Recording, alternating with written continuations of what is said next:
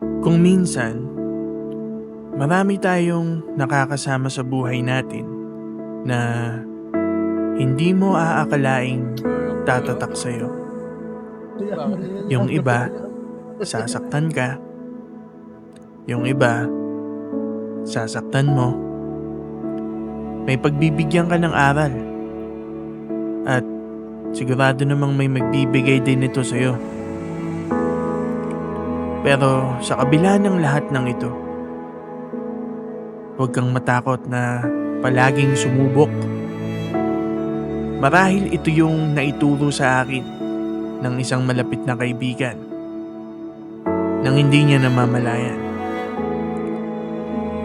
Ganun naman talaga eh. Hindi natin alam na meron pala tayong impact sa isang tao.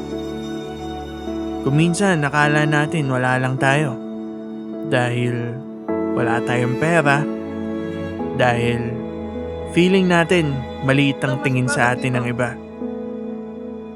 Pero sa maniwala ka o hindi, ay meron pa ding isang tao na inspirasyon ka.